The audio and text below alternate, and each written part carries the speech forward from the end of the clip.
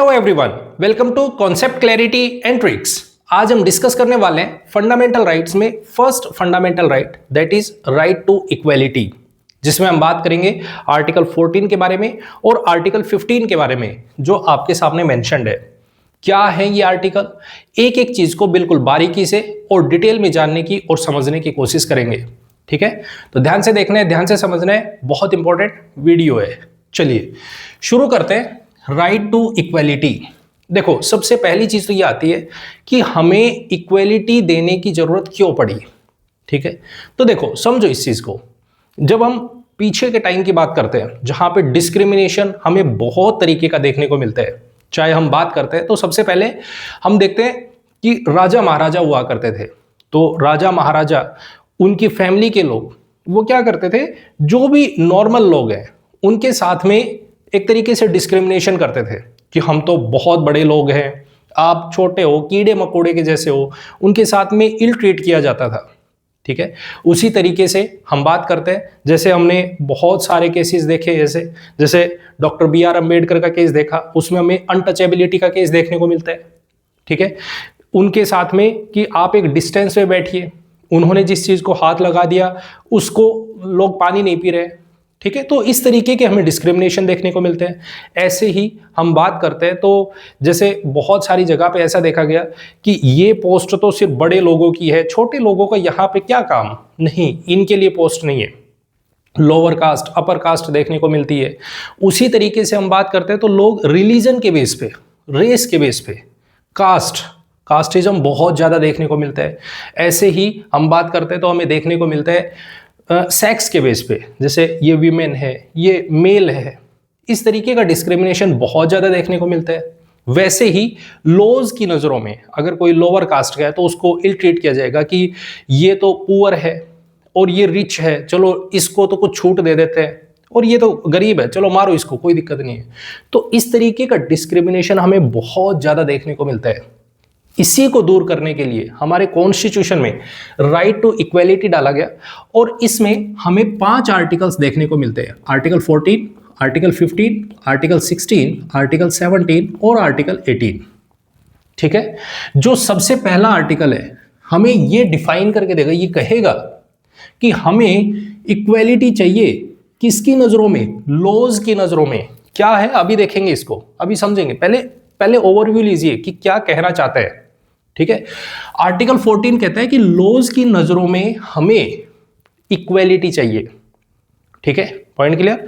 दूसरा हमारे पास में 15, आर्टिकल 15 क्या कहता है कि हमें जो डिस्क्रिमिनेशन है इसको खत्म करना है। और वो डिस्क्रिमिनेशन किस बेस पे, तो वो डिस्क्रिमिनेशन 5 बेसिस पे। कौन कौन सा हो गया, रिलीजन हो गया, रेस हो गया, कास्ट हो गया, सेक्स हो गया और प्लेस ऑफ बर्थ। इन 5 पे अगर किसी ने भी डिस्क्रिमिनेशन किया तो उसकी खैर नहीं। ठीक है, क्या होगा अभी देखेंगे इस चीज के बारे में, अभी समझेंगे इनको। वैसे ही हम बात करते हैं आर्टिकल 16 की, तो ये क्या बात करेगा कि हमें इक्वेलिटी चाहिए किसमें, अपॉर्चुनिटीज में। ऐसा नहीं है कि जैसे हम बात करते हैं, पहले हम बात करते थे कि पढ़ाई का राइट सिर्फ ब्राह्मण्स को है।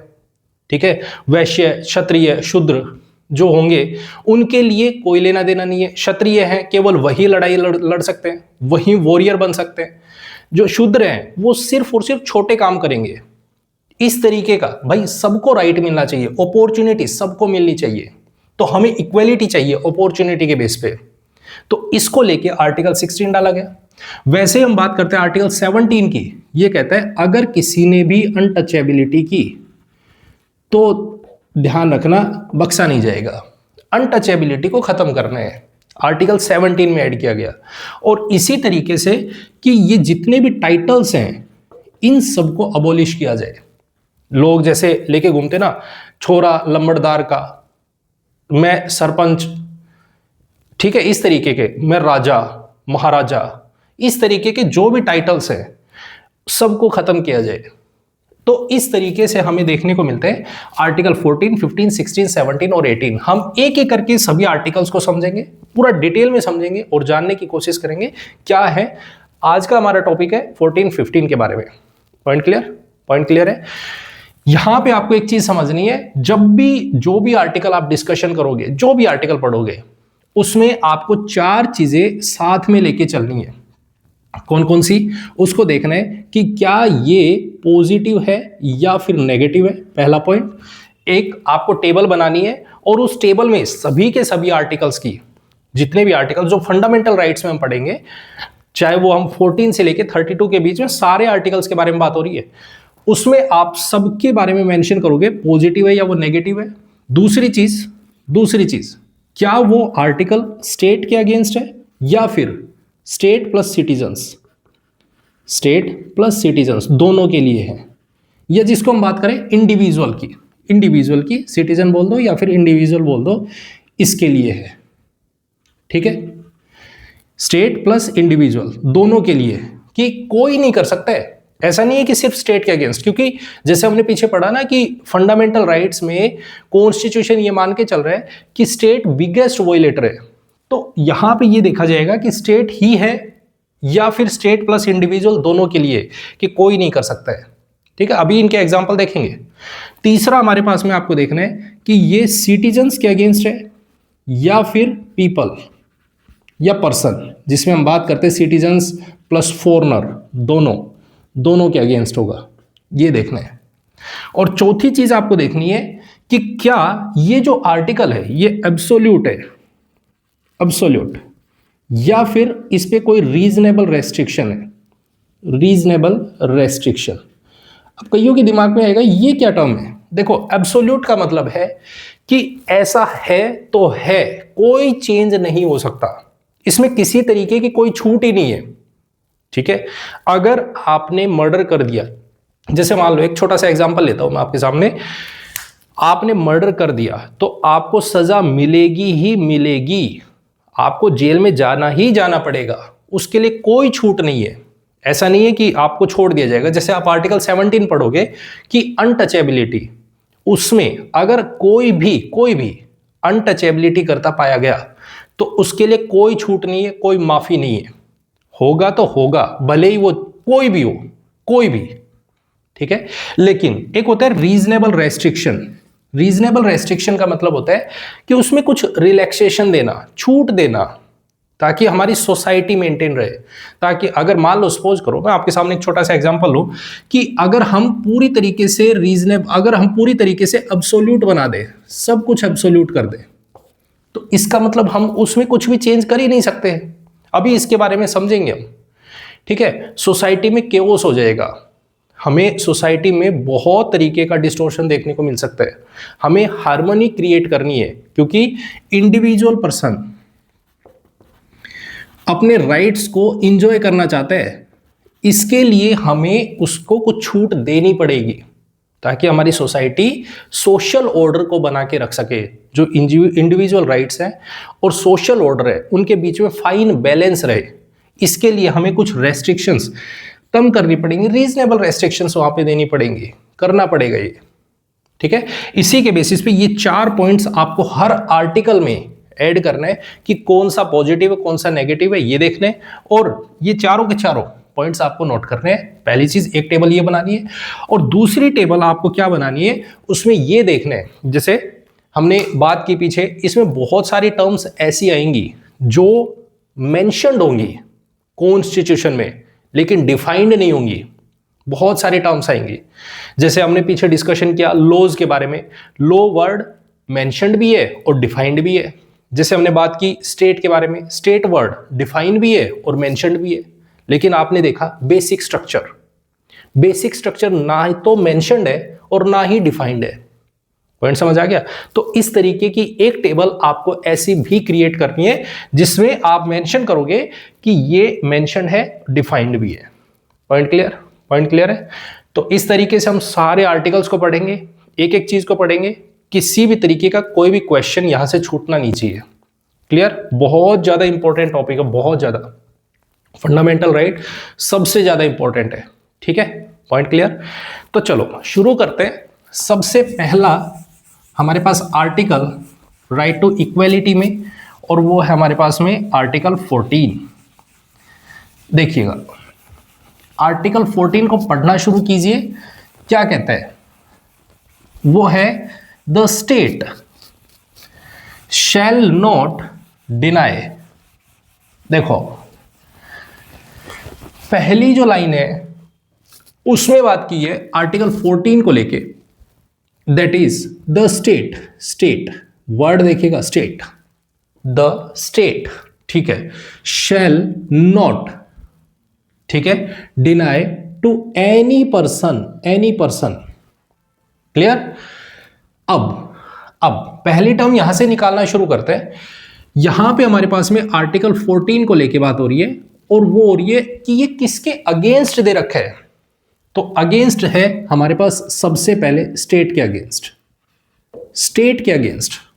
इसमें इंडिविजुअल का कोई लेना देना नहीं है, इंडिविजुअल डिस्क्रिमिनेशन करता है कोई दिक्कत नहीं है, स्टेट के अगेंस्ट है। पहली टर्म समझ आ गई, किसके अगेंस्ट है, स्टेट के अगेंस्ट, ठीक है। दूसरी टर्म है एनी पर्सन, एनी पर्सन मतलब ये पर्सन मतलब ये हो गया ये सिटीजन्स के अगेंस्ट है प्लस फॉरेनर, दोनों के लिए है, सिटीजन्स प्लस फॉरेनर दोनों के लिए है कि इसमें स्टेट किसी के अगेंस्ट वॉयलेशन नहीं कर सकता, ठीक है। स्टेट के अगेंस्ट, इंडिविजुअल के अगेंस्ट नहीं है, पहली टर्म। दूसरी टर्म पर्सन के लिए है, मतलब इंडिविजुअल भी, मतलब सिटीजन्स भी जो इंडिया में रहने वाले लोग हैं, दूसरा फॉरेनर भी, किसी के लिए भी वॉयलेशन नहीं होना चाहिए, स्टेट नहीं कर सकता है। Point clear. तीसरी चीज अब बात करते हैं हमारे पास पॉजिटिव या नेगेटिव की। देखो अब इसमें दो टर्म्स देखने को मिलती है। हमने पहली लाइन से समझा ये चीज, state shall not deny to any person, यहां तक समझा है। अब यहां पे दो टर्म्स आती है, इक्वालिटी बिफोर लॉ और दूसरी टर्म आती है equal protection of the laws, ठीक है। अब समझना दो टर्म्स है, बहुत ज्यादा इंपॉर्टेंट है। अब एक एक करके इन चीजों को समझेंगे। पहले देखिएगा क्या है, इक्वालिटी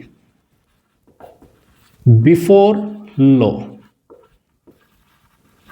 ठीक है, और दूसरी टर्म है that is known as equal protection of law, equal protection of law. क्या है ये, इन चीजों को समझो, पहले बोलने का तरीका समझेंगे हम। देखिए हमारे पास सबसे पहली टर्म आती है जिसको हम बोलते हैं equality before law, equality before law. देखो अब समझना, ये जो टर्म है ये टर्म हमने ली है यूके के कॉन्स्टिट्यूशन से, यूके से, ठीक है। यूके में हमें पता है कि वहां पे अनरिटन कॉन्स्टिट्यूशन है, तो इसका मतलब है वहां पे एक लिस्ट दे रखी है और उसमें नेगेटिव लिस्ट है, नेगेटिव लिस्ट आप ये नहीं कर सकते। जैसे हमने कहा उसमें ऐसा नहीं लिखा है कि रेड लाइस, जब वहां पे यूके का कॉन्स्टिट्यूशन देखो तो उसमें एक लिस्ट है और उसमें दे रखा है नेगेटिव, नेगेटिव लिस्ट, मतलब उसमें आप ऐसा नहीं कर सकते, ऐसा नहीं कर सकते। जैसे हमने कहा आप रेड लाइट क्रॉस नहीं कर सकते, ठीक है। वैसे ही यहां पे क्या बोल रहे हैं, यहां पे भी यही बोल रहे हैं, no one is above law, above law. बोलने का तरीका, कानून से बड़ा कोई नहीं है, कानून से बड़ा कोई भी नहीं है। इसका मतलब समझो, क्या ये पॉजिटिव सेंस में बात कर रहे हैं या नेगेटिव, तो ये एक तरीके से नेगेटिव लिस्ट है, नेगेटिव। तो ये हमें कॉन्सेप्ट देता है, वो नेगेटिव कॉन्सेप्ट देता है नेगेटिविटी को। Point clear, point clear. किसने दिया, प्रोफेसर डाइसी ने इस कॉन्सेप्ट को दिया, no one is above law. अब क्यों, क्योंकि आपने मूवीज में देखा होगा जो लेडी ऑफ लॉ है, बहुत सारी मूवीज में कोर्ट का सीन आता है और उसमें लेडी ऑफ लॉ होती है जिसके हाथ में तराजू है, ठीक है, तो उसकी आंखों पे पट्टी है। इसका मतलब क्या, no one is above law means क्यों है ये, क्योंकि law, lady of law is blindfolded, उसे नहीं दिखता कुछ भी, उसे सिर्फ और सिर्फ जस्टिस दिखता है। उसके लिए सब के सब बराबर है, कोई छोटा कोई बड़ा नहीं है, उसके लिए सब बराबर है। पॉइंट समझ आ गया। तो हमारे पास ये क्या कहते हैं, no one is above law. Point clear. तो ये कैसा कॉन्सेप्ट है, नेगेटिव कॉन्सेप्ट। अब एग्जांपल से समझेंगे, अभी एक एक चीज को समझेंगे, पहले इसका मीनिंग समझिएगा। दूसरी चीज क्या कह रहा है, इसका मतलब है no special privileges, special privilege, कोई स्पेशल प्रिविलेज नहीं मिलना चाहिए, मतलब no discrimination in the eyes of law. अगर हम बात करते हैं no discrimination in the eyes of law क्या है, अब मीनिंग समझते हैं। मीनिंग समझिएगा, जैसे मैं आपके सामने एक एग्जांपल लेता हूं, छोटा सा एक एग्जांपल लेते हैं। मान लेते हैं ये कोई ए बंदा है और ये कोई बी है, ठीक है। अगर हम बात करें, ये जो ए है ये रिच है, हाईली रिच, इसके पास बहुत पैसा है, बहुत भर भर के पैसा है, और ये जो बी है ये गरीब है, ठीक है, ठीक है। दोनों से मर्डर हो गया, मान लेते हैं, एक एग्जांपल ले रहे हैं, और ये जो रिच है मतलब वीआईपी पर्सन है एक, ठीक है। तो अब दोनों से मर्डर हुआ है, दोनों से सेम कंडीशन हुई है, सेम कंडीशन है, सारी चीजें सेम है, तो दोनों को जो पनिशमेंट मिलेगी वो पनिशमेंट भी सेम होगी। ऐसा नहीं है कि ये गरीब है चलो भाई इसको तो फांसी पे लटकाओ, तुरंत फांसी पे लटका दो, और ये जो रिच है वीआईपी है चलो भाई इसको तो 2 दिन जेल में रखो, छोड़ दो कोई बात नहीं, जाने दो क्योंकि भाई ये अमीर है इसको जाने दो। नहीं, कोई भी स्पेशल प्रिविलेज नहीं मिलना चाहिए, नो स्पेशल प्रिविलेज। क्यों? क्योंकि no discrimination in the eyes of law. क्यों? क्योंकि lady of law is blindfolded, वो अंधी है, उसे लेना देना नहीं है कि आप रिच हो या आप पुअर हो, आप किस बैकग्राउंड से आते हो, उसका बैकग्राउंड क्या है, नहीं, उसे कोई मतलब नहीं है। उसका मतलब है लोगों तक न्याय पहुंचना, जस्टिस। क्योंकि हमारी जो कॉन्स्टिट्यूशन की प्रीएम्बल है उसमें इक्वेलिटी वर्ड लिखा है, उसमें सब बराबर है। इसीलिए हमारे पास में ये चीज ध्यान रखी जाएगी, किसी को भी स्पेशल प्रिविलेज नहीं मिलेगा।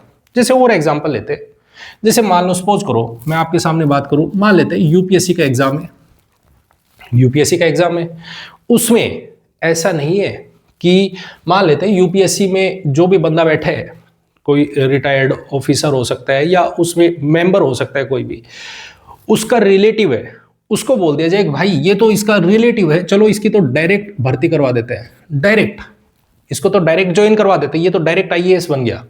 नहीं, सबको एग्जाम देना पड़ेगा, पहले प्री देना पड़ेगा, फिर मेंस देना पड़ेगा, फिर इंटरव्यू, सबको फेस करते हुए आपको जाना पड़ेगा। ऐसा नहीं है कि एक बंदा तो सीधा जा रहा है उठ के और उसको बोल दे कि तो भाई सीधा इंटरव्यू में बैठेगा, बस टेंशन मत ले, हम हैं तेरे पीछे। नहीं, ऐसा नहीं होगा। पॉइंट समझ आ गया? पॉइंट समझ आ गया? इक्वेलिटी बिफोर लॉ क्या कह रहे हैं, समझ आया? पॉइंट क्लियर हो गया? अब यहां पे ये तो बात हो रही है कि क्या अभी इक्वल प्रोटेक्शन ऑफ लॉ क्या है उसको समझेंगे। अभी हम समझ रहे हैं इक्वेलिटी बिफोर लॉ, ठीक है, इस चीज को देख रहे हैं। अब देखो, समझना भी इस चीज को। अब यहां पे क्या बोल रहे हैं कि अगर ध्यान से दोबारा से इस आर्टिकल को पढ़ने की कोशिश करते हैं तो इसमें लिखा है स्टेट, टर्म क्या लिखी है, स्टेट शैल नॉट, मतलब स्टेट नहीं कर सकता, तो इसका मतलब क्या इंडिविजुअल कर सकता है। अब इस चीज को समझते हैं, क्या इंडिविजुअल पर्सन डिस्क्रिमिनेशन कर सकता है? क्या बिल्कुल कर सकता है, बिल्कुल कर सकता है। केवल और केवल स्टेट के अगेंस्ट है कि स्टेट नहीं कर सकते, बट इंडिविजुअल कर सकते हैं। जैसे एग्जांपल लेते हैं, मान लेते हैं 2 भाई है, एक ए है और एक बी है, दोनों खेल रहे थे, दोनों ने ऐसे बकवास की, एक को लग गई। मान लेते हैं ए है ये बड़ा है, बी है ये छोटा है, ठीक है। ऐसे खेलते खेलते बी को धक्का मारा क्योंकि वो छोटा है, गिर गया, वो रोने लग गया। पेरेंट्स आए और पेरेंट्स ने, पापा ने, मान लेते हैं फादर, उसने आके ए की तगड़ी सर्विस कर दी, पीट दिया उसको बिठा के, दे रैप्टा पूरी तरीके से उसको बिगाड़ दिया। क्यों मारी तुमने बी को? छोटा बच्चा है, क्यों मारा आपने? अब ये ए उठ के जाके केस नहीं कर सकता है कि देखो मेरे साथ तो अन्याय हुआ है, मेरे साथ तो जस्टिस ही नहीं मिला मुझे। क्यों भाई, मैं गलती से, मेरा भाई गिर गया और मेरे पेरेंट्स ने मेरी तो पिटाई कर दी और मेरे भाई को ऐसे ही उसको हंसा रहे, तो इसके बेसिस पे ये जाके केस नहीं कर सकता है कि भाई मेरी पिटाई क्यों की। नहीं, क्यों? क्योंकि इंडिविजुअल के बेसिस पे डिस्क्रिमिनेशन हो सकता है। जैसे मान लो एक क्लास में बैठे 30 बच्चे बैठे हैं, उसमें से 2 बच्चे पीछे बैठ के बकवास कर रहे हैं, उनको टीचर ने बोला कि आप निकलो बाहर चले जाओ, क्लास से बाहर निकाल दिया, क्लास से बाहर गया। अब वो बच्चे जाके बाहर किसी को कंप्लेन नहीं कर सकते हैं कि हमारे साथ में तो अन्याय हुआ है। क्यों? क्योंकि हमें क्लास में बैठने नहीं दिया। बिल्कुल हो सकता है, इंडिविजुअल बेसिस पे डिस्क्रिमिनेशन हो सकता है, स्टेट डिस्क्रिमिनेशन नहीं करेगा। पॉइंट समझ आया? तो हमने क्या लिखा, किसके अगेंस्ट होगा? केवल और केवल स्टेट के अगेंस्ट। किसके अगेंस्ट नहीं होगा? इंडिविजुअल के अगेंस्ट नहीं होगा। पॉइंट समझ आ गया? जैसे और एग्जांपल देखिए, आप डेली लाइफ में देखते हो, जैसे आप गोलगप्पा खाने गए, ठीक है, गोलगप्पे वाले के रेडी पे आप खड़े हो, उसने आपको गोलगप्पा नहीं दिया और आपके फ्रेंड के कटोरी में डाल दिया। आप कंप्लेन नहीं कर सकते हो कि भाई पहले मेरे को क्यों नहीं खिलाया, मेरे को इक्वलिटी चाहिए, पहले मुझे खिलाओ। भाई 2 मिनट वेट कर ले। इंडिविजुअल के अगेंस्ट हो सकते हैं, लेकिन स्टेट नहीं करेगा। पॉइंट समझ आ गया? पॉइंट समझ आ गया? आई होप आपको पूरी तरीके से एग्जांपल से क्लियर हो गया कि इक्वलिटी बिफोर लॉ क्या कहना चाहता है। समझ आ गया? स्टेट के अगेंस्ट है, इंडिविजुअल के अगेंस्ट नहीं है। क्लियर? अब इसमें आपको क्या देखने को मिलेगा? हमने बोला रीजनेबल रेस्ट्रिक्शंस। क्या इसमें कोई छूट है? बिल्कुल है।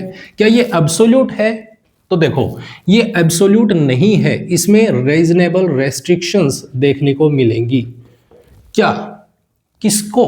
तो देखो, सबसे पहली चीज, हमारे पास 2 तरीके के केसेस होते हैं। 2 तरीके के। कौन कौन सा? एक केस होता है जिसको हम बोलते हैं सिविल केस, और एक होता है जिसको हम बोलते हैं क्रिमिनल केस। सिविल का मतलब हो गया जैसे शादी को लेके हो गया या डिवोर्स को लेके हो गया, इस तरीके के केसेस जो सिविल है।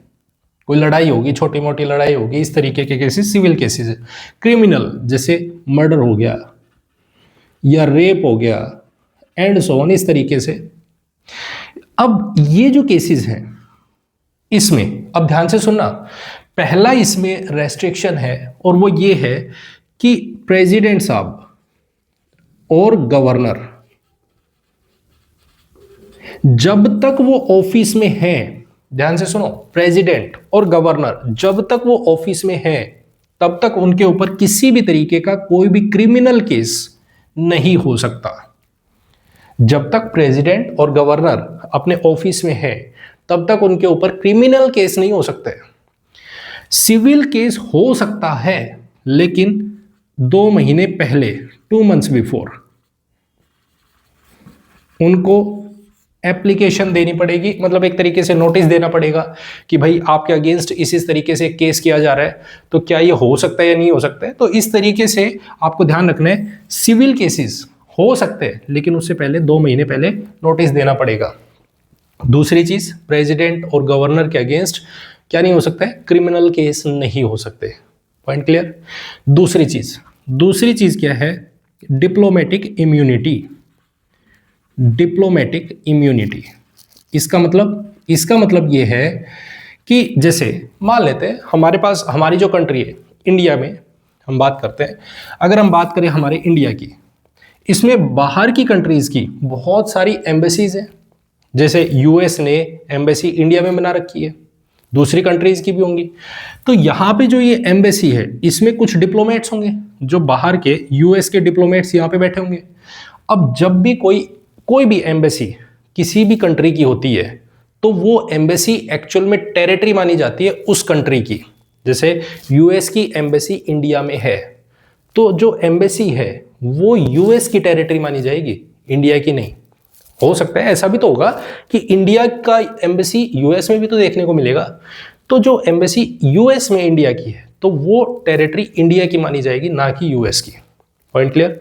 तो अब देखो, इंडिया में जो लॉ है वो लॉ कहते हैं कुछ, यूएस का लॉ है वो कहता है कुछ। तो क्या आप कह सकते हो कि यहाँ पे इस एम्बेसी में जो लोग रह रहे हैं उनके ऊपर इंडिया का लॉ लगेगा? बिल्कुल नहीं। क्यों? क्योंकि टेरिटरी है ये किसकी है? यूएस की। तो यहां पे यूएस का लॉ लगेगा, इंडिया का नहीं लगेगा। Point clear? तो इसको बोलते हैं डिप्लोमेटिक इम्यूनिटी। जो डिप्लोमेट्स है, वहां पे जो डिप्लोमेट्स रह रहे हैं, उनके ऊपर इंडिया का लॉ नहीं लगेगा। पॉइंट समझ आ गया? पॉइंट समझ आ गया? तो क्या है रूल जो हमारे पास में, इक्वेलिटी बिफोर लॉ, एकदम क्लियर हो जाना चाहिए। क्लियर एकदम? ठीक है। अब बात करते हैं हम सेकंड स्टेटमेंट को लेके। सेकंड स्टेटमेंट क्या है? इक्वेलिटी बिफोर लॉ तो हो गया। अब बात करते हैं इक्वल प्रोटेक्शन ऑफ लॉ। देखिए अब इस चीज को समझने की कोशिश करेंगे क्या है।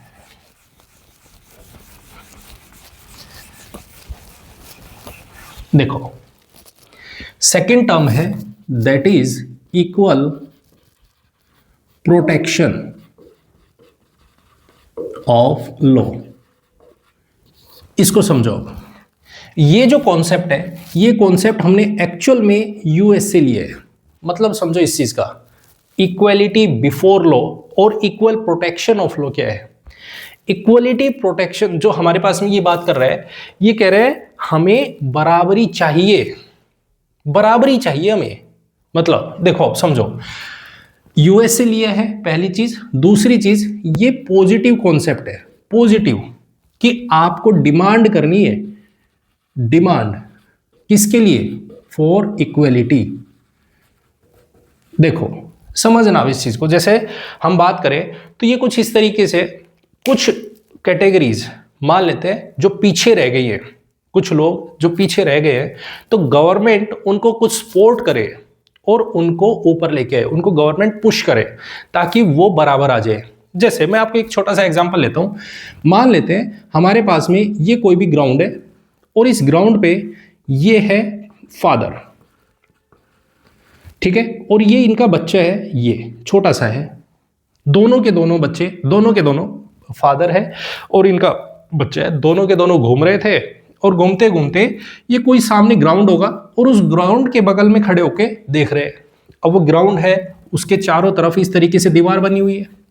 ये बाहर खड़े हैं, ध्यान से समझो, ये बाहर खड़े हैं, एक ग्राउंड है और उस ग्राउंड के बाहर खड़े होके दोनों के दोनों मैच देख रहे हैं। ग्राउंड में मैच चल रहा है। ये कह रहे हैं देखो बेटा कितना अच्छा मैच हो रहा है, देखो कितना अच्छा खेल खेल रहे हैं। बच्चा तो छोटे है, बच्चे की हाइट तो छोटी सी है, इसको तो उस दीवार के उधर दिख ही नहीं रहा कि उस ग्राउंड में क्या हो रहा है, इसे तो कुछ दिख ही नहीं रहा है, क्योंकि फादर की हाइट तो बड़ी है, फादर की हाइट तो बड़ी है, तो वो बहुत आराम से उस दीवार के पार देख सकता है। लेकिन क्या इस बच्चे की हाइट उतनी है कि ये उस लेवल को पार कर पाए? नहीं। तो यहां पे इस बच्चे को कुछ ऐसा सपोर्ट देना पड़ेगा जिसकी वजह से ये देख पाए। तो इसने कहा पापा मुझे कुछ दिखाई नहीं दे रहा है, मुझे दिखाइए। तो फादर उसको क्या करेंगे? गोद में उठाएंगे। जब वो बच्चा बराबर आ जाएगा तो फिर वो देखेगा हाँ कुछ इस तरीके का सिस्टम चल रहा है। देखा आपने? पुश करना पड़ेगा कि वो बच्चा उस चीज को फील कर पाए, उसको देख पाए, इक्वल आ सके। तो यही बात बोल रहा है हमारे पास में डिमांड फॉर इक्वलिटी, कि गवर्नमेंट को पुश करना पड़ेगा कि भाई आपको यहां पे एक तरीके से हम बात करें तो लोगों को बराबर लाना पड़ेगा। यहीं से हमें कॉन्सेप्ट देखने को मिलता है। आगे चल के हम पढ़ेंगे रिजर्वेशन। रिजर्वेशन कि बहुत सारी सोसाइटी में हमें ऐसे लोग देखने को मिले जिनके साथ में बहुत ज्यादा डिस्क्रिमिनेशन हुआ। जैसे हम बात करते हैं तो SC ST को रिजर्वेशन हमें देखने को मिलता है, OBC को रिजर्वेशन देखने को मिलता है। क्यों? क्योंकि गवर्नमेंट उनको पुश कर रही है ताकि वो बराबर आ सके। पॉइंट समझ आ गया? जो पीछे रह गए उनको बराबरी में लाया जा सके। Point clear? तो इसके लिए हमारे पास आता है आर्टिकल 14 का क्लोज 2, जिसमें हम बात करते हैं the equal protection of laws. Clear? Term देखिए, within the territory of India, India की टेरिटरी में ही होगा। ठीक है, पॉइंट क्लियर हो गया? पहले ये पॉइंट क्लियर हो गया। अब इस चीज को हम कुछ रीजनेबल रेस्ट्रिक्शंस जैसे हम बात करें तो यहां पे अब कुछ पॉइंट्स आते हैं। क्या पॉइंट्स आते हैं उस चीज को देखिएगा। यहां पे हमने ये तो बोल दिया कि देखो भाई बराबर लेके आओ, कुछ हमें करना पड़ेगा, इक्वेलिटी लानी पड़ेगी। बोले ठीक है, बहुत बढ़िया। अब किस तरीके से इक्वेलिटी लाई जाए? कुछ तरीका तो होगा ना। जैसे यहां पे पहला टर्म बोला गया, ध्यान से देखना और ध्यान से नोट करना भी इस चीज को। पहला है सिमिलर ट्रीटमेंट। सिमिलर ट्रीटमेंट इसके लिए आप करो similar treatment but not identical. Identical मतलब समझो, मतलब को समझना अब इस चीज को। जैसे मैं आपके सामने बात करूं यूपीएससी की, कोई भी एक एग्जाम्पल के तौर पे कोई भी एक एग्जाम ले लेते हैं। उस एग्जाम में मान लेते हैं जैसे हमारे पास में कैटेगरी बना ली, और वो है जैसे जर्नल, जैसे ओबीसी, जैसे एससी, जैसे एसटी। मान लेते हैं एक छोटा सा एग्जाम्पल ले रहे हैं, और हमने ये कहा कि क्योंकि यूपीएससी में एक तरीके से कट ऑफ आएगी, और वो कट ऑफ क्लियर करनी पड़ेगी, उसके बाद आपको सिलेक्शन मिलेगा। तो मैंने कहा एक एग्जाम्पल के तौर पे हमने कहा जर्नल की कट ऑफ है वो 100 नंबर है, ठीक है। ओबीसी की कट ऑफ है वो है मान लेते हैं 90 है, एससी की कट ऑफ है वो 85 है, एसटीज के लिए 80 है, मान लेते हैं एक एग्जाम्पल है। ये हमने कट ऑफ डिक्लेयर कर दी। तो यहां पे क्या बोल रहे हैं, देखो टर्म है सिमिलर ट्रीटमेंट, मतलब ये है जितने भी जर्नल लोग होंगे, जो भी जर्नल कैटेगरी से आएगा, वो सब के सब इस कट ऑफ को क्लियर करते हुए होने चाहिए, तो ही उनका पेपर क्लियर होगा। ओबीसीज में जितने भी आएंगे वो सब इस कट ऑफ को क्लियर करने हो चाहिए, इस कट ऑफ को, ठीक है, तो ही ओबीसी क्लियर माना जाएगा। वैसे ही एससी हो गया, वैसे ही एसटी हो गया। ऐसा नहीं है कि भाई एक बंदा है जो हमारा नॉन है और उसको बोला कि देख भाई तेरा जर्नल में आता है, लेकिन एक काम कर एसटी की कट ऑफ तो क्लियर कर दे, और एसटी वाले को बोला इसको इसमें उठा के रख देंगे। नहीं, इस तरीके का नहीं हो सकता। सिमिलर ट्रीटमेंट, जो जिस कैटेगरी का है उसको उसी के साथ में वैसा ही ट्रीटमेंट करना पड़ेगा, वैसा ही बिहेव करना पड़ेगा उसके साथ में, आइडेंटिकल नहीं होना चाहिए। Point clear? पॉइंट क्लियर है? पॉइंट समझ आ गया एकदम? Similar treatment but not identical. अब पहला तो ये हो गया। दूसरी चीज क्या कहता है कि बहुत सारे लोग ऐसे भी हैं जिनके साथ में डिफरेंट सर्कमस्टांसेस होते हैं। यहां पे लिख देते हैं people with different circumstances can't be treated equally, can't be treated equally। अब इस बात को समझो, ये क्या कहना चाह रहा है। पहला ये कह रहा है कि भाई सिमिलर ट्रीटमेंट नॉट आइडेंटिकल, ठीक है। दूसरी बात ये बोल रहा है कि ऐसे भी लोग होंगे जिनकी कंडीशन अलग होगी। जैसे मान लेते हैं हमारे पास में बात करते हैं, आपके सामने कोई भी ब्लाइंड पर्सन है। अब उस ब्लाइंड पर्सन की कंडीशन अलग है, उसके कंडीशंस अलग है, उसके सर्कमस्टांसेस अलग है, भाई उसे कुछ दिखाई नहीं देता। तो क्या आप उसको नॉर्मल पर्सन के साथ कंपेयर कर सकते हो? बिल्कुल नहीं। तो आप इन दोनों को इक्वल कैसे ट्रीट कर सकते हो? आपको इसे कुछ रिलैक्सेशन देना पड़ेगा, इसे कुछ छूट देनी पड़ेगी। वैसे ही जैसे हम एग्जांपल लेते हैं, जैसे हमने कहा ट्रांसजेंडर्स, क्या ये इनकी जो कंडीशंस है वो क्या इक्वल है किसी एक मेल के, किसी एक फीमेल के? नहीं, इनकी कंडीशंस अलग है, तो इनको कुछ छूट देनी पड़ेगी, इनके लिए कुछ अलग क्राइटेरिया बनाना पड़ेगा। पॉइंट समझ आ गया? तो इसी तरीके से हमारे पास में, जैसे आप और चीज देखिएगा, जैसे हमारे पास में हमने कहा आर्मी में बहुत सारे लोग हैं जिनकी एक तो नॉर्मल लेवल पे जब हम बात करते हैं, तो अगर प्लेन एरिया की बात करें तो उनकी प्लेन एरिया में ड्यूटी है, तो वहां पे उनकी कंडीशन अलग है। लेकिन अगर उसी पर्सन की हम बात करें हिल स्टेशन में या कोई भी पहाड़ी एरिया में या बर्फ वाले एरिया में उसकी पोस्टिंग हो रही है, तो उसको अलग ट्रीटमेंट करना पड़ेगा, उसको अलग कंडीशंस देनी पड़ेगी। उसकी कंडीशन अलग है भाई, वो जहां रह रहा है। जैसे बहुत सारे सेंसिटिव एरियाज है जहां पे टेररिस्ट का बहुत ज्यादा खतरा है, तो वहां पे आप सवाल जो लॉ है, हमें 1958 में जो एक्ट देखने को मिलता है, वो किसी पे गोली चला सकते हैं, उनके ऊपर कोई केस नहीं होगा। जबकि आप नॉर्मल एरिया में बात कर रहे हो, प्लेन एरिया की बात कर रहे हो, वहां पे आप गोली नहीं चला सकते। पॉइंट क्लियर है? तो ये देखा जाएगा people with different circumstances can't be treated equally. अगर उनकी कंडीशंस अलग है तो उसको अलग ही देखिए। Point clear?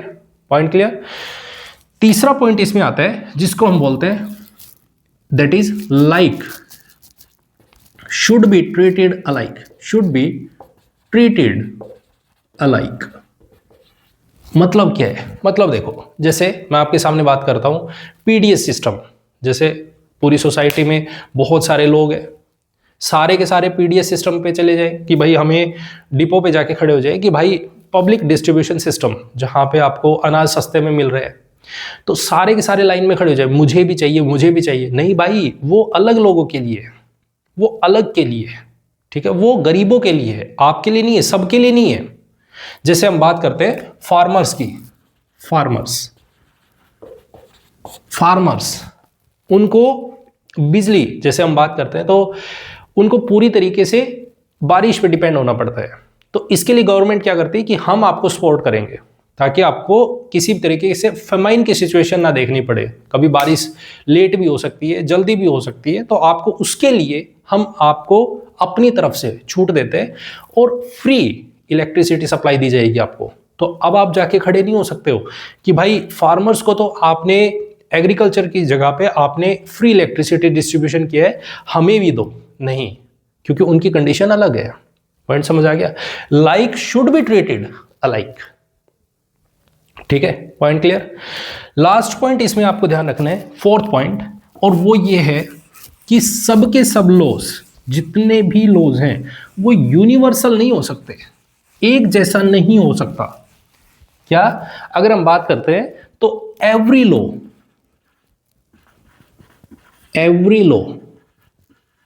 Can't have universal application. मतलब ऐसा कोई भी लॉ नहीं हो सकता जो एक समान सब पे लगे। जैसे एक एग्जांपल देखिएगा, जैसे मान लो मैं बात करता हूं यूपीएससी की, यूपीएससी का नोटिफिकेशन आया, यूपीएससी ने बोला कि भाई जिसको भी फॉर्म फिल करना है, जिसको भी, उसका ग्रेजुएट होना बहुत जरूरी है, बहुत जरूरी है, ग्रेजुएट होना बहुत जरूरी है। उसको प्री में कट ऑफ क्लियर करनी पड़ेगी, मेंस में कट ऑफ क्लियर करनी पड़ेगी, तब जाके उसको इंटरव्यू में नंबर आएगा। ग्रेजुएट होना जरूरी है, सब पे एक जैसा लो लग रहा है, एक जैसा। This is called universal application. कि अगर आप इंडिया में रह रहे हो और आपको यूपीएससी का फॉर्म भरना है तो ग्रेजुएशन बहुत जरूरी है, सबके लिए बराबर है, ठीक है। लेकिन ये क्या कह रहे हैं? Every law can't have universal application. मतलब ये देखो, जैसे हम अभी बात कर रहे हैं ट्रांसजेंडर्स की,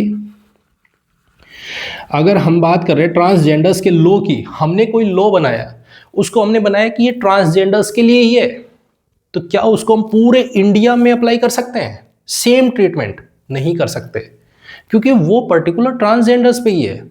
हमने कहा PDS system, public distribution system, ये भाई पूरे इंडिया में सबके लिए नहीं है, ये सिर्फ और सिर्फ गरीबों के लिए है, सबके लिए नहीं है। जैसे हम बात करते हैं तो एग्रीकल्चर को लेके, फार्मर्स को लेके कुछ लॉज आते हैं, तो ऐसा नहीं है कि वो सबके लिए है, वो फार्मर्स को लेके है। पॉइंट समझ आ गया? तो यहां पे आपको 4 पॉइंट्स याद रखने हैं। पहला, similar treatment but not identical. दूसरा, every law can't have universal application.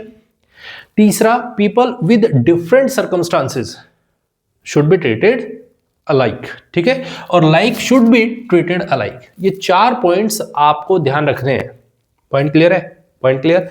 तो यहां पे हमारे पास में आर्टिकल 14 की बात हो रही है, तो एक बार फिर से मैं आपको बता देता हूं कि आर्टिकल 14 किसके अगेंस्ट है? स्टेट के अगेंस्ट। पहला पॉइंट, केवल और केवल स्टेट के अगेंस्ट है। दूसरा पॉइंट, क्या ये सिटीजन्स और प्लस फॉरेनर दोनों के लिए है? तो बिल्कुल, ये पीपल, सिटीजन प्लस फॉरेनर दोनों के लिए है। तीसरी चीज, क्या ये पॉजिटिव है या नेगेटिव है? तो ये पॉजिटिव भी है और नेगेटिव भी है। ये जो टर्म है ये नेगेटिव है, ये जो टर्म है ये पॉजिटिव है। ये यूएस से ली है और ये यूके से ली है। पॉइंट समझ आ गया? और बात करते हैं लास्ट, क्या ये रीजनेबल रेस्ट्रिक्शन है या एब्सोल्यूट है? तो यस, रीजनेबल रेस्ट्रिक्शंस इस पे देखने को मिलती है, एब्सोल्यूट नहीं है। Point clear? तो ये आर्टिकल 14 कंप्लीट क्लियर हो गया। पॉइंट क्लियर हो गया। आई होप आपको पूरी तरीके से समझ आया। आर्टिकल 14 ध्यान रखना है, with in the territory of India बात कर रही है, ठीक है। चलिए अब अगला पॉइंट बात करते हैं। अगला आर्टिकल है हमारे पास आर्टिकल 15, इसे समझिएगा और सुनो।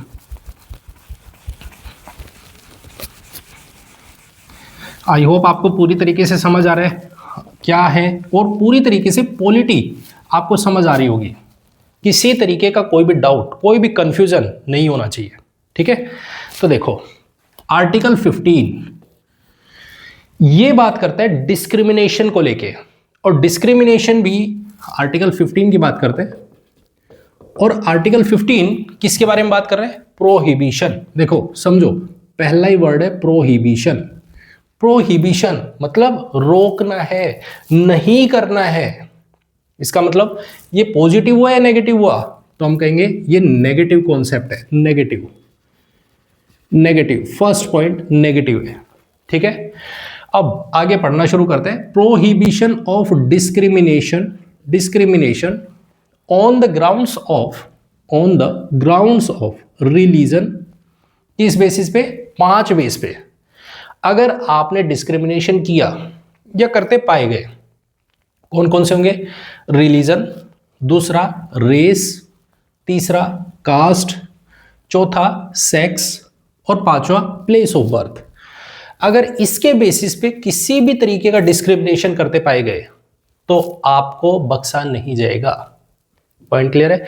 नहीं कर सकते। Prohibition of discrimination on the grounds of religion, race, caste, sex and place of birth. Point clear? अब ये तो है हमारे पास आर्टिकल 15, ठीक है। अब समझते हैं इसमें एक एक क्लोज को, किसके अगेंस्ट है। पहला तो ये नेगेटिव, ठीक है, नेगेटिव कॉन्सेप्ट हो गया, ठीक है। अब बात करते हैं आर्टिकल 15। अब हमने बोला ना आर्टिकल्स को पढ़ना कैसे है, उस चीज को देखिए। हमारे पास में देखो देखो पहले एक बारी मैं पढ़ने का तरीका बता देता हूं। इस तरीके से लिखा है आर्टिकल 15, ठीक है। ब्रैकेट में जो टर्म ये लिखी है ये है आर्टिकल 15, ठीक है। ये है क्लोज, क्लोज। और इसके भी आगे अगर मान लो ABC ऐसे करके लिखा हुआ है तो दिस इज कॉल्ड सब क्लोज, सब क्लोज। तो हम इनको कैसे बोलेंगे? आर्टिकल 15 क्लोज 1, आर्टिकल 15 क्लोज 2, जैसे हमारे पास भी लिखा हुआ है आर्टिकल 15 ये है, लेकिन इसके अंदर कुछ क्लोजेज है। Article 15 close 1, article 15 close 2, article 15 close 3, article 15 close 4, article 15 close 5, ऐसे, ठीक है। अब जैसे हमारे पास में आर्टिकल 15 क्लोज 2 में कुछ पार्ट्स और हैं तो उसको बोला सब क्लोज A, सब क्लोज B। Point clear? तो इस तरीके से हम इनको रीड करते हैं। तो हमारे पास में लिखा है आर्टिकल 15। अब इसको देखिए और इसको समझिएगा। देखो इसमें लिखा हुआ है स्टेट, पहली ही टर्म है स्टेट शैल नॉट नहीं कर सकता डिस्क्रिमिनेट अगेंस्ट एनी सिटीजन। जो 15 है वो पहला टर्म तो है नेगेटिव कॉन्सेप्ट, दूसरा ये स्टेट के अगेंस्ट है, ठीक है, ठीक है, देखते हैं स्टेट के अगेंस्ट है। और आर्टिकल अगर 15 क्लोज 2 देखोगे, 15 क्लोज 2 देखोगे तो नो सिटीजन भी लिखा हुआ है। मतलब ऐसा नहीं है कि ये सिर्फ और सिर्फ स्टेट के अगेंस्ट ही है, ये प्लस इंडिविजुअल के अगेंस्ट भी है। स्टेट तो है ही है, स्टेट नहीं कर सकता। और आर्टिकल 15 क्लोज 2 कहता है नो सिटीजन। अब सिटीजन भी नहीं कर सकता मतलब कोई इंडिविजुअल पर्सन भी नहीं कर सकता है, ठीक है। तो दूसरा है स्टेट प्लस इंडिविजुअल, दोनों के अगेंस्ट है, दोनों के अगेंस्ट, ठीक है। पॉइंट क्लियर हो गया? पॉइंट क्लियर हो गया। 15 क्लोज 1 में स्टेट को बोल दिया, 15 क्लोज 2 में इंडिविजुअल को बोल दिया, ठीक है। तीसरा कॉन्सेप्ट क्या कि ये सिटीजन्स के लिए ये या फिर फॉरेनर्स के लिए भी है। तो यहां देखिए shall not discriminate against any citizen, any citizen, इसका मतलब ये सिर्फ और सिर्फ सिटीजन्स के अगेंस्ट है। अगर हम पीछे वाले की बात करते हैं तो वो सिटीजन्स प्लस फॉरेनर दोनों के लिए था। आर्टिकल 14 है वो सिटीजन्स प्लस फॉरेनर दोनों के लिए। यहां लिखा था पर्सन और यहां पे सिटीजन है। Point clear? पॉइंट क्लियर है? तो सिटीजन्स के अगेंस्ट है। और चौथा पॉइंट, क्या ये रीजनेबल रेस्ट्रिक्शन है या एब्सोल्यूट है? तो ये रीजनेबल रेस्ट्रिक्शंस हमें देखने को मिलेंगी, एब्सोल्यूट नहीं है। क्लियर? क्यों नहीं है? वो आपको नीचे के जो 4 क्लोज है उसमें यही दे रखा है कि कहां कहां पे छूट होगी, कहां पे छूट दे सकते हैं? तो आर्टिकल 15 क्लोज 3, 4, 5, 6 ये चारों के चारों हमें रीजनेबल रेस्ट्रिक्शंस ही बताते हैं कि कहां पे आपको छूट है, कर सकते हो। ठीक है, पॉइंट क्लियर? तो रीजनेबल रेस्ट्रिक्शंस है, क्लियर है, एब्सोल्यूट नहीं है। चलिए अब बात करते हैं, आर्टिकल 15 को पढ़ना शुरू करते हैं। क्लियर? तो देखो सबसे पहला क्या लिखा हुआ है, prohibition of discrimination on the grounds of religion, race, caste, sex and place of birth. ठीक है, ये 5 चीजें होंगी, religion, race, caste, sex, place of birth. इन बेसिस पे आप डिस्क्रिमिनेशन नहीं कर सकते। ठीक है, अब ध्यान से सुनना, 15 क्लोज 1, 15 क्लोज 1 को पढ़ते हैं अब। State shall not discriminate against any citizen, किसी भी सिटीजन के अगेंस्ट इसमें डिस्क्रिमिनेशन नहीं कर सकता। बहुत बढ़िया, ये तो हम पढ़ चुके हैं। ठीक है, लेकिन अब एक बात देखो, क्या क्वेश्चन आता है कि क्या सिटीजन्स के अगेंस्ट, तो ठीक है, क्या स्टेट इनके अलावा डिस्क्रिमिनेशन कर सकता है? हमने कहा 5 बेस पे नहीं कर सकता। 5 बेस छोड़ दो, रिलीजन, रेस, कास्ट, सेक्स और प्लेस ऑफ बर्थ, इन 5 को छोड़कर क्या स्टेट डिस्क्रिमिनेशन कर सकता है? तो बिल्कुल कर सकता है, यस बिल्कुल कर सकता है। जैसे अगर मैं बात करता हूं इनकम की, जैसे मैं बात करता हूं मार्क्स की, जैसे मैं बात कर सकता हूं किसकी, लैंग्वेज की, लैंग्वेज बेस पे। अगर यदि मैं बात करूं मॉन्यूमेंट्स की, बेसिस पे कर सकते हैं। एजुकेशनल क्वालिफिकेशंस कर सकते हैं भाई, इस बेसिस पे कर सकते हैं। पॉइंट समझ आ गया? फॉर्म फीस ले लो, फॉर्म फीस, इन बेसिस पे स्टेट डिस्क्रिमिनेशन कर सकता है, कोई दिक्कत नहीं है। बस ध्यान रहे, religion, race, caste, sex, place of birth, इन बेसिस पे डिस्क्रिमिनेशन नहीं होना चाहिए। इसके अलावा कोई भी डिस्क्रिमिनेशन हो सकता है, कर सकते हो, उसके लिए वॉयलेशन ऑफ फंडामेंटल राइट नहीं माना जाएगा। जैसे मैं कहूं इनकम के बेस पे, मान लेते हैं किसी बंदे की इनकम है वो हाई है और एक बंदा है उसकी इनकम लो है। एक बंदा है जो 1 लाख रुपए कमा रहा है महीने के, एक बंदा है जो 10,000 रुपए कमा रहा है। तो 1 लाख जिसकी इनकम है उसको टैक्स ज्यादा पे करना पड़ता है, इनकम टैक्स उसका ज्यादा होगा, और जो 10,000 है उसको इनकम टैक्स नहीं पे करना पड़ता। तो वो ये नहीं कह सकता मेरे ऊपर इक्वेलिटी का केस लगाया जाए कि भाई देखो मेरे को इक्वेलिटी नहीं मिल रही है। नहीं, आपकी इनकम के बेस पे आपके साथ डिस्क्रिमिनेशन हो सकता है। जैसे मार्क्स के बेसिस पे, अब एक बंदा है जिसके 60% है, एक है जिसके 90% है। अब दोनों को एडमिशन चाहिए, तो 90% वाले को एडमिशन मिल गया कि भाई मार्क्स के बेसिस पे इस बच्चे के 90% है और इसके 60% है, आपको निकाला जाता है। ये बंदा जाके ये नहीं कह सकता मेरे साथ डिस्क्रिमिनेशन हुआ है, मुझे भी एडमिशन चाहिए। भाई नहीं, आपकी क्वालिफिकेशन नहीं है उतनी, एजुकेशनल क्वालिफिकेशन वहां पे आपको चाहिए। जैसे मान लेते हैं यूपीएससी का फॉर्म निकला और उस फॉर्म में लिखा है ग्रेजुएट ही फॉर्म भर सकते हैं।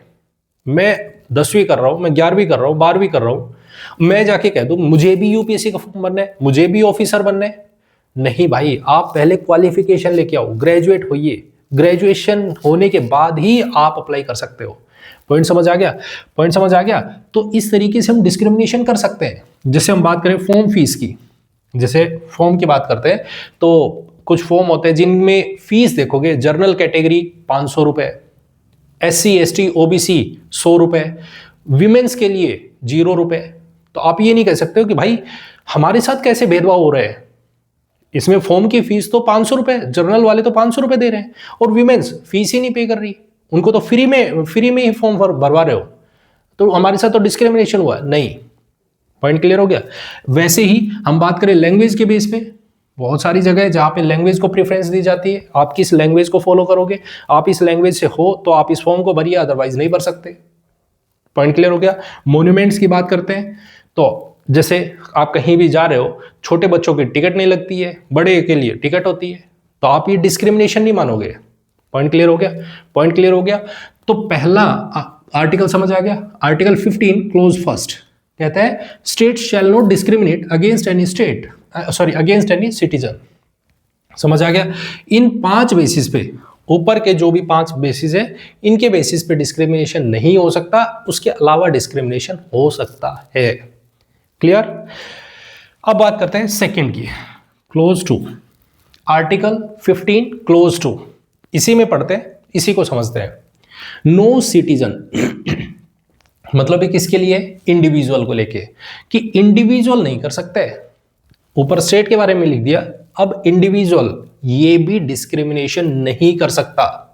किसको लेके? शैल ऑन अबव ग्राउंड्स, वर के 5 ग्राउंड्स हो गए, religion, race, caste, sex, place of birth, 5 और बेस हो गए। उसके बाद और any of them be subject to any disability, liability और रेस्ट्रिक्शंस और कंडीशंस विद रिगार्ड टू। अब क्या, कौन कौन सी कंडीशंस? देखिए, एक्सेस टू शॉप, किसी भी दुकान का एक्सेस करने, दुकान पे गए, वहां पे जाके आप ये नहीं कह सकते नहीं नहीं आप बाहर निकलिए और इसको आने दो, नहीं, ये डिस्क्रिमिनेशन नहीं कर सकते। पब्लिक रेस्टोरेंट, अगर कोई पब्लिक रेस्टोरेंट है, उसमें जाके कोई भी बंदा खड़ा है, वहां पे वो खाना खा रहा है, आप उसकी प्लेट छीन के ये नहीं कह सकते बाहर निकल, तुझे खाने की कोई परमिशन नहीं है, नहीं। Point clear? होटल्स में, प्लेसेस ऑफ पब्लिक एंटरटेनमेंट, जैसे हम बात करें किसी भी खेल के मैदान में खड़े हैं, पब्लिक एंटरटेनमेंट के लिए है। कोई मॉल है, आप वहां पे खड़े हो, वहां पे बात हो रही है, वहां पे किसी भी बंदे को ये नहीं कह सकते आप बाहर निकलिए यहां से, नहीं। तो फिर से देख लीजिएगा, access to shops, public restaurants, hotels and public places of public entertainment. Point clear? Point clear एकदम। तो इंडिविजुअल को रोका गया है। B, article 15 clause two sub clause B, ठीक है, इसमें क्या है? यूज ऑफ वेल्स, कुएं से पानी निकालना, उस पे कोई भी बंदा पानी लेने के लिए जा रहा है कुएं पे, आप उसको मना नहीं कर सकते। कब ध्यान देना, पढ़ना भी इस चीज को।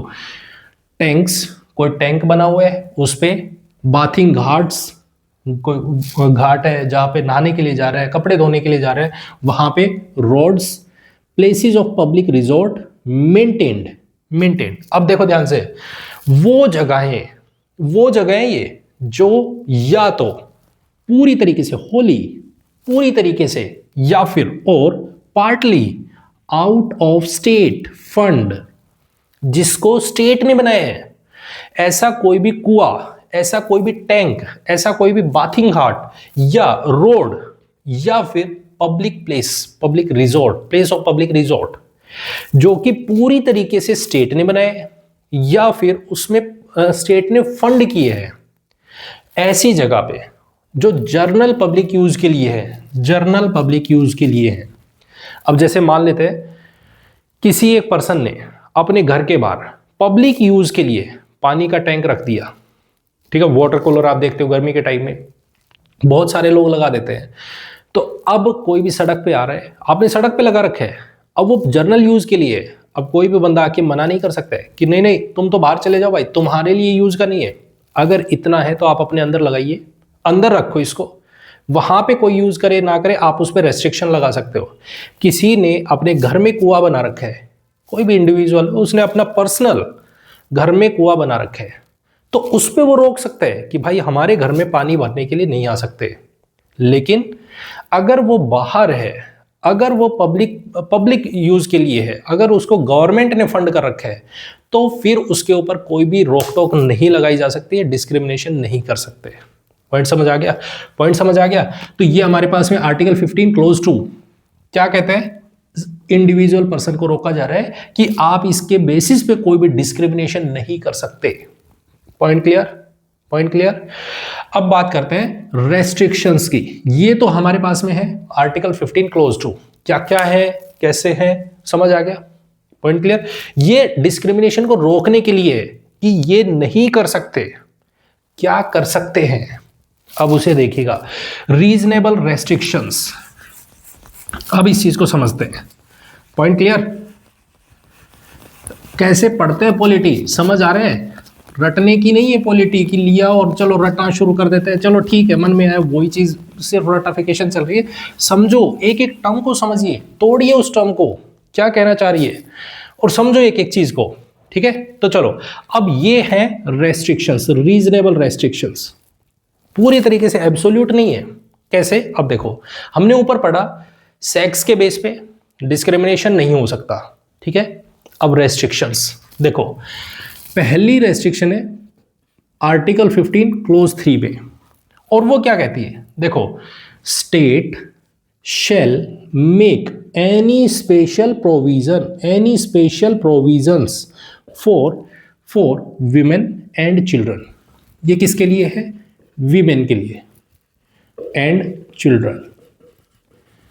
अब आप ध्यान से समझना और सुनना, मैं जो बात बोलने जा रहा हूं ना बहुत बहुत ज्यादा इंपॉर्टेंट है, जो इन आर्टिकल्स को लेके 3, 4, 5 और 6 को लेके है।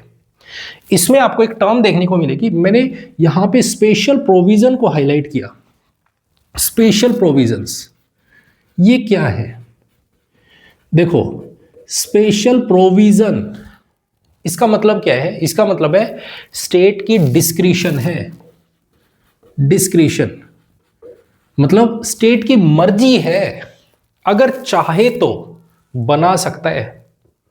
स्टेट की कंपलसरी नहीं है कि आपको बनाना ही है, नहीं, ये स्टेट की मर्जी है, स्टेट के ऊपर छोड़ा है कि अगर आप चाहो, अगर आपको लगता है कि हमें बनाना चाहिए, हमें देना चाहिए इस तरीके का राइट, तो आप बना सकते हो। ऐसा कंपलसरी नहीं है, आप बाउंडेड नहीं हो कि आपको बनाना ही है। पॉइंट समझ आ गया? पॉइंट समझ आ गया? तो पहली चीज तो ये। दूसरी चीज, ये राइट्स नहीं है, स्पेशल प्रोविजंस के अंदर राइट नहीं है कि ये तो मेरा राइट है, अगर मुझे नहीं मिला तो मैं छोड़ के चला जाऊंगा, मैं सुप्रीम कोर्ट में केस कर दूंगा। नहीं, ये राइट नहीं है, ये आपके लिए स्टेट ने प्रोवाइड किया, उसकी मर्जी से प्रोवाइड किया है। पॉइंट समझ आ गया? इसके लिए आप सुप्रीम कोर्ट नहीं जा सकते, इसको ये नहीं कह सकते मेरा वॉयलेशन हुआ है ऑफ फंडामेंटल राइट्स। नो, गलत है ये, ऐसा नहीं है। समझ आया? समझ आई बात? आर्टिकल 15 क्लोज 3 पढ़ेंगे, अब इसको समझेंगे हम। क्लियर? जैसे यहां पे बात कर रहे हैं विमेन्स को लेके और चिल्ड्रन को लेके, कि विमेन क्या कर सकती हैं, इनके लिए, विमेन के लिए और चिल्ड्रन के लिए स्टेट कुछ स्पेशल प्रोविजंस क्रिएट कर सकता है, बना सकता है। स्टेट चाहे तो विमेन को और चिल्ड्रन को स्पेशल प्रोविजंस दे सकता है। जैसे मैं आपके सामने एग्जांपल से बात करता हूं। एग्जांपल जैसे हमने कहा, आपने रोडवेज में बहुत सारा ट्रेवल किया होगा, रेलवे में ट्रेवल किया होगा, आपने मेट्रो में ट्रेवल किया होगा, आपने देखा होगा महिलाओं के लिए सीट रिजर्व होती है कि ये सीट महिलाओं के लिए है। आपने मेट्रो में देखा होगा 1, 2, 3, एक जो पहला डब्बा होता है और आखिरी डब्बा होता है वो महिलाओं के लिए होता है, पूरा डब्बा विमेन के लिए। अब ये आप डिस्क्रिमिनेशन नहीं कह सकते कि आदमियों के साथ में तो डिस्क्रिमिनेशन हो रहा है, नहीं, ये स्टेट ने अपनी मर्जी से दिए है, उसमें किसी का कोई लेना देना नहीं है।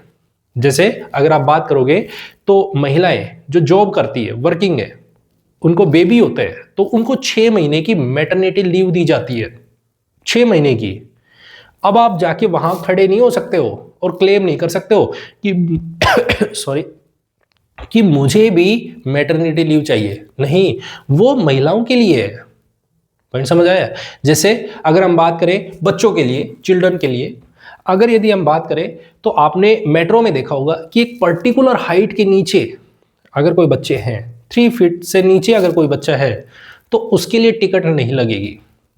देखा होगा? अब ये डिस्क्रिमिनेशन नहीं है, स्टेट ने प्रोवाइड किया है। समझ आई बात? समझ आई? तो इस तरीके से हमारे पास बोल रहे हैं state shall make any special provision. Special provision सभी में यही वर्ड है, स्पेशल प्रोविजन, इसमें भी special provision, special provisions for women and children. Clear? Point clear? तो ये आर्टिकल आपको ध्यान हो गया, समझ आ गया? ठीक है, अब बात करते हैं आर्टिकल 15 क्लोज 4 की। अब दूसरा समझते हैं। देखो, state can make any special provision, word समझ आ गया? स्पेशल प्रोविजन का मतलब समझ आ गया आपको? For advancement of any advancement of any socially and educationally backward classes. पहली टर्म तो ये देखिएगा, यहां लिखा है socially and educationally backward classes. पहली चीज तो ये देखो, ध्यान से समझो, ये जो टर्म है इसमें कहीं भी इकोनॉमिकल वर्ड नहीं लिखा है। पहला तो ये बहुत बहुत ज्यादा इंपॉर्टेंट है, इकोनॉमिकल वर्ड मेंशन नहीं है इसमें। ये सिर्फ और सिर्फ सोशली और एजुकेशनली बैकवर्ड क्लास के लिए लिखा है कि जो सोशली और एजुकेशन में बैकवर्ड रहे उनकी कैटेगरी के बारे में बात हो रही है। ठीक है, पॉइंट क्लियर। दूसरी टर्म, ये टर्म इसमें मेंशन्ड है, बिल्कुल है, लेकिन डिफाइंड नहीं है। कहीं भी ओबीसी नहीं लिखा है, ओबीसी नहीं है, ध्यान रखना। अदर बैकवर्ड क्लास, ये टर्म मेंशन नहीं है यहां पे लिखा है क्या, socially and educationally backward class. ध्यान दो, OBC other backward class word mention नहीं है यहां पे। पॉइंट समझ आ गया? पॉइंट समझ आ गया? ये टर्म मेंशन है, डिफाइंड नहीं है। अभी समझेंगे इसके बारे में, अभी बात करते हैं इसके बारे में। दूसरी चीज, ऑफ सिटीजन्स और for scheduled caste and scheduled tribes, मतलब एससीज एंड एसटीज। मतलब यहां पे तीन टर्म्स हैं, एक तो socially and educationally backward class, दूसरा एससी, तीसरा एसटी। ठीक है, ये तीनों टर्म्स मेंशन है, डिफाइंड नहीं है। कॉन्स्टिट्यूशन में मेंशन जरूर है, डिफाइंड नहीं है। इसको टेबल में ऐड कर लो। Point clear? ये टर्म्स हमारे पास में सेंट्रल गवर्नमेंट बना के देगी, स्टेट गवर्नमेंट बना के देगी। अब एससी और एसटी, ये जो टर्म्स हैं, ये कौन होगा कौन नहीं होगा, ये सेंट्रल गवर्नमेंट प्रोवाइड करेगी। सेंट्रल गवर्नमेंट, स्टेट गवर्नमेंट का कोई रोल नहीं है इसमें कि स्टेट गवर्नमेंट इस चीज को डिफाइन करेगा कि भाई ये एससी है, ये एसटी है। नहीं, उसको सिर्फ और सिर्फ सेंट्रल गवर्नमेंट ही लिस्ट बनाएगी। लेकिन SEBC इसको सेंट्रल गवर्नमेंट भी और स्टेट गवर्नमेंट भी प्रोवाइड करता है। ओबीसी की लिस्ट, ओबीसी सेंट्रल भी होते हैं, ओबीसी क्या है, स्टेट में भी आते हैं। तो दोनों की लिस्ट अलग अलग होती है, सेंट्रल लिस्ट अलग होगी और स्टेट लिस्ट अलग होती है। अब आपने जैसे पीछे देखा होगा, एक जैसे जाटों ने रिवॉल्यूशन किया था, उन्होंने बहुत सारा तबाही भी मचाई थी।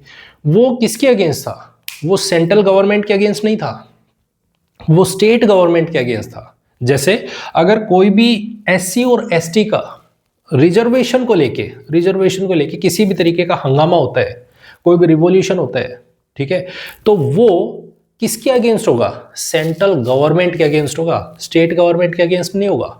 वो सेंट्रल गवर्नमेंट को, क्योंकि सेंट्रल गवर्नमेंट ही लिस्ट बनाती है, स्टेट गवर्नमेंट का लेना देना नहीं है। लेकिन अगर SEBC को लेके, ओबीसी को लेके कोई भी हंगामा हो रहा है, तो वो स्टेट गवर्नमेंट भी पार्टिसिपेट करती है उसमें और सेंट्रल गवर्नमेंट भी। तो देखना पड़ेगा कि वो स्टेट गवर्नमेंट के अगेंस्ट है या फिर वो रिजर्वेशन को लेके सेंट्रल गवर्नमेंट को लेके है। ये बहुत इंपॉर्टेंट है, इसको समझना। पॉइंट क्लियर है? Point clear? तो ये टर्म आपको ध्यान रखनी है। जो आर्टिकल क्लोज 4 में, आर्टिकल 15 क्लोज 4 में बोल रहे हैं, ये किसके लिए? एजुकेशन को लेके बात नहीं हो रही है, ये बात हो रही है इन जनरल, कहीं भी एजुकेशन वर्ड नहीं है। ठीक है, अब बात करते हैं आर्टिकल क्लोज 5 की, 15 क्लोज 5 की। और इसमें क्या बात लिख रही है? इसमें क्या बात लिखी है? ये सारी बात, state can make any special provision for advancement of socially and educationally backward class of citizens और SC and STs for close 5 कहते हैं for educational institutes. Educational institutes में अब ध्यान से देखना इस चीज को, आर्टिकल क्लोज 15 क्लोज 5, ठीक है, इसे समझो।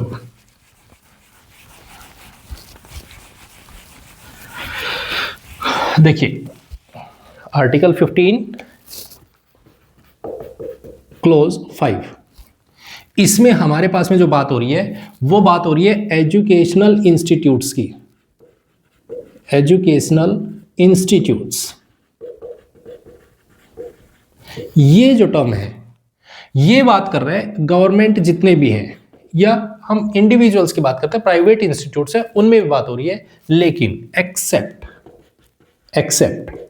किसको लेके, minority institutions, minority institutions.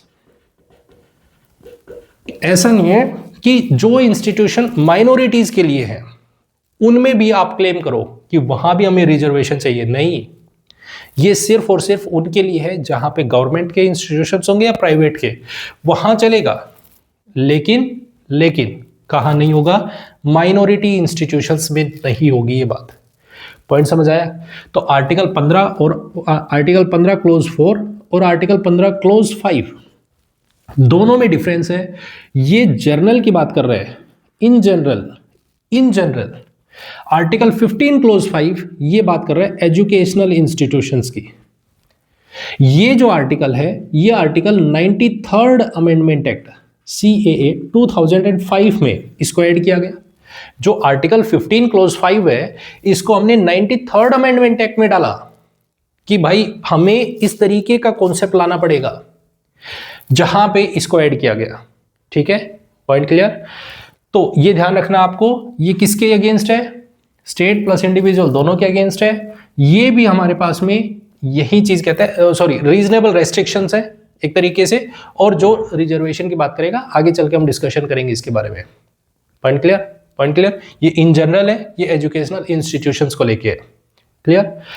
Article 15 close 6 ये आर्टिकल 103rd अमेंडमेंट एक्ट 2019 में इसको इंट्रोड्यूस किया गया। इसमें इस आर्टिकल को ऐड किया गया और इसमें लिखा state can create special provisions for EWS। EWS मतलब इकोनॉमिकल वीकर सेक्शन, इनके लिए स्पेशल प्रोविजंस क्रिएट कर सकते हैं। स्टेट स्पेशल प्रोविजन क्रिएट कर सकते हैं। ठीक है, किनके लिए? Economical weaker section. कौन होगा पता नहीं। क्या ये टर्म मेंशन है? बिल्कुल मेंशन है, बिल्कुल। क्या ये डिफाइंड है? नहीं, ये डिफाइंड नहीं है, डिफाइन नहीं है, मेंशन्ड है। इसको टाइम टाइम पर अपडेट किया जाएगा, मेंशन किया जाएगा।